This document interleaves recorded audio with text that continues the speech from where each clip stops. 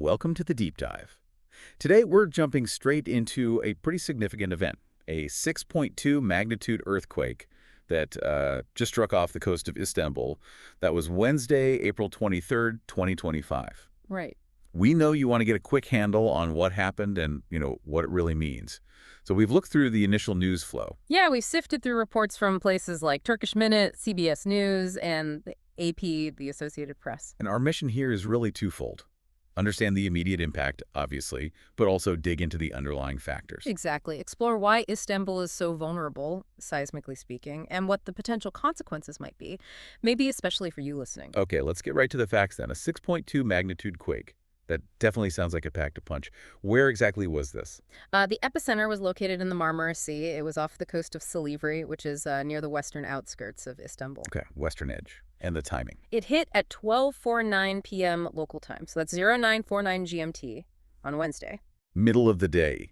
What was the immediate reaction? I mean, Istanbul is just massive. Well, reports say it was felt very widely, right across Istanbul and the surrounding provinces. There was apparently widespread panic. I can imagine. People rushing out of buildings into the streets.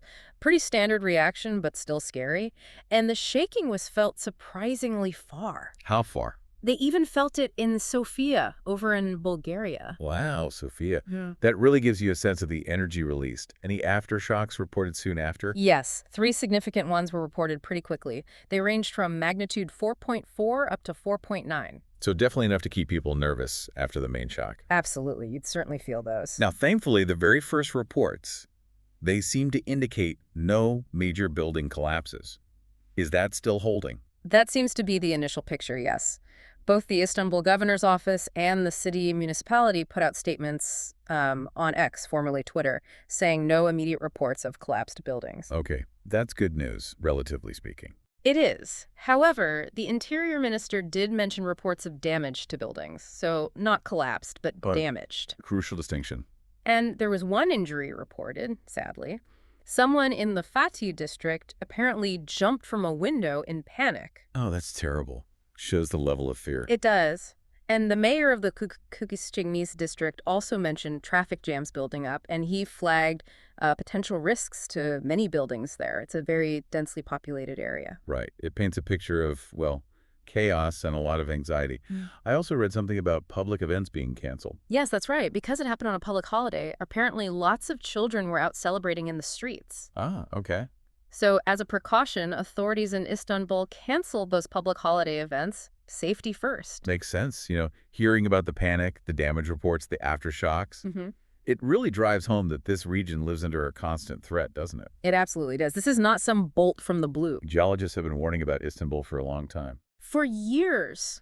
Decades, really. It's all down to the city's proximity to the North Anatolian Fault. Right. It's a major fault line, extremely active, where the tectonic plates meet and grind past each other. That makes the whole region incredibly prone to earthquakes. It's just geology. And sadly, Turkey has seen devastating proof of that quite recently. Those events are still very fresh.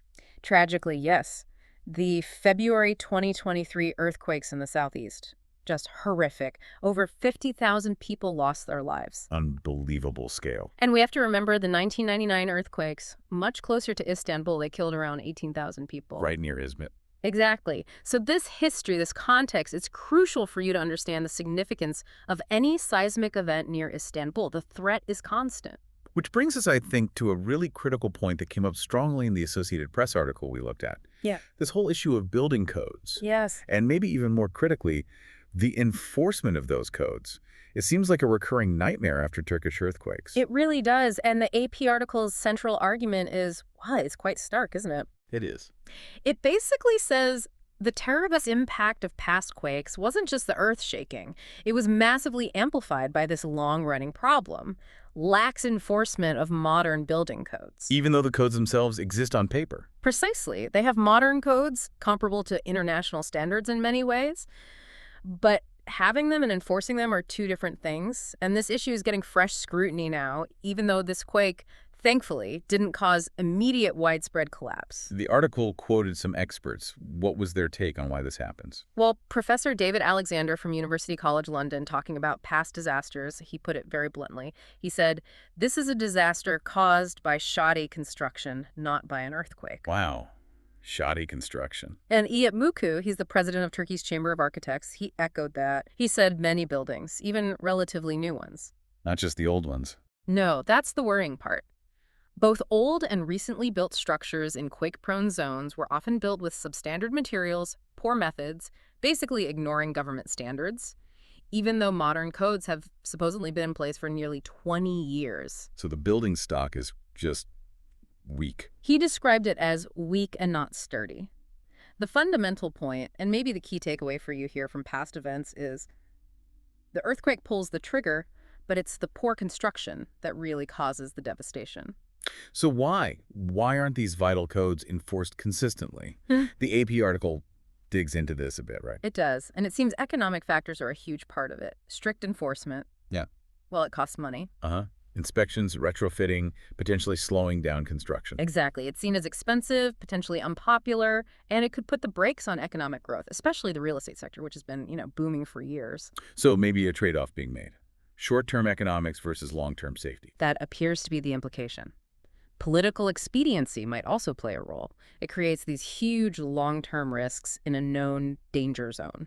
And then there was this mention of government amnesties for building code violations. That just sounds counterintuitive in an earthquake zone. It sounds incredibly risky, doesn't it? The AP highlighted this sweeping program just before the 2018 election.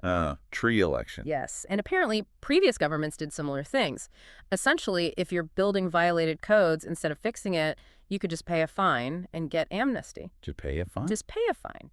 The government itself, according to the report, admitted that under this program, something like half of all buildings in Turkey didn't comply with standards. Half. How many buildings is that? Around 13 million apartments. 13 million. That's staggering. So what kinds of violations are we talking about? Minor stuff or serious safety issues? Well, the minister report mentioned a whole range. Homes built with no permits at all. Okay, that's not minor. Definitely not.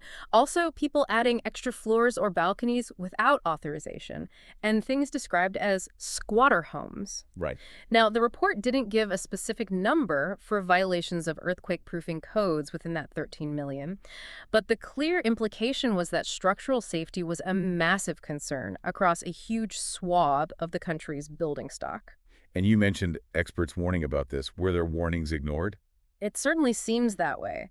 The Chamber of Geological Engineers of Turkey, they put out reports back in 2021, specifically raising red flags about buildings in areas hit by past quakes, saying, look, you need to study these buildings, make sure they're up to code, check the ground they're built on. Pretty specific warnings. Very. And even earlier, a 2020 report from the same group warned directly against what they called slum amnesty, construction amnesty. They criticized an indifference to disaster safety culture and basically predicted preventable deaths if things didn't change. So it feels like there's been some awareness, maybe attempts at improvement since the 99 quakes.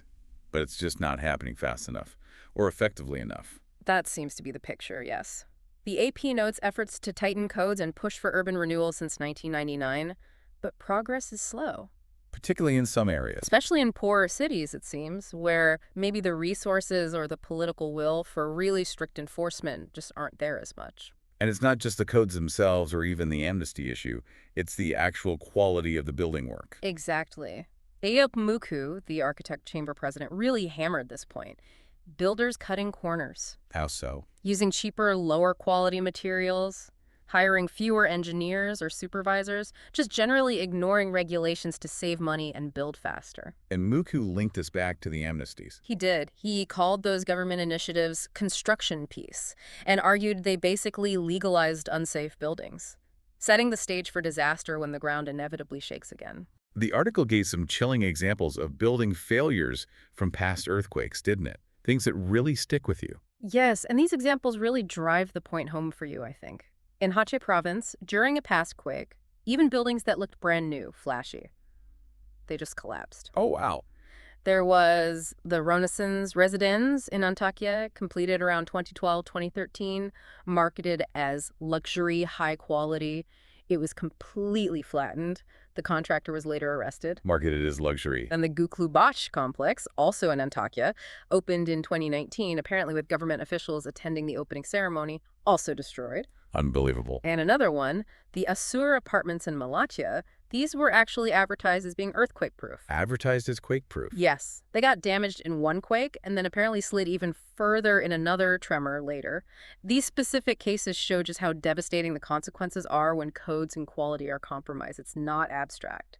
Hearing those examples, especially the ones marketed as safe or luxurious, it makes the enforcement issue feel so much more real and urgent for you listening. Absolutely. Okay, finally, the AP article also touched on the political dimension of all this, especially with elections coming up. Yes, it's definitely a sensitive time. This earthquake and the whole building safety issue, which always resurfaces, it comes just ahead of presidential and parliamentary elections planned for May 2025. And President Erdogan is facing economic headwinds already. Correct. And he has, often pointed to the massive construction boom over the last couple of decades as a major sign of his government's success. So this raises awkward questions. It does. After past disasters, the justice minister promised investigations, holding negligent builders accountable. But experts quoted in the piece suggest a serious look would also have to include the policies of Erdogan and local officials who oversaw and encouraged that boom. Right. And there's the history of promises to rebuild quickly after previous quakes. Yes, pledges to rebuild destroyed homes within a year. That performance will likely be scrutinized, too. Okay, so let's try and wrap this up for you. We've had a significant 6.2 magnitude earthquake strike near Istanbul. A city in a known earthquake hotspot with a history of major seismic events. And while the initial reports from this specific quake are, thankfully, not showing widespread building collapse, the whole context of past tragedies and these persistent, serious concerns about how building codes are actually enforced on the ground raises really big questions about long-term safety and resilience in Istanbul and similar areas. Exactly right.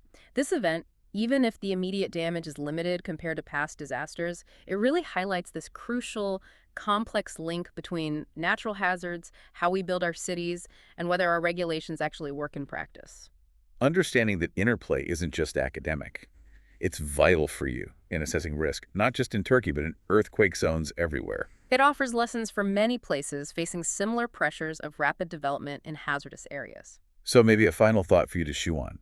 Considering this history in Turkey, the known earthquake threat, the recurring issues with building standards, what do you think are the most effective ways to really ensure that development prioritizes safety and people's long-term well-being? And perhaps just as importantly, what role do you, as informed citizens, have in demanding that accountability?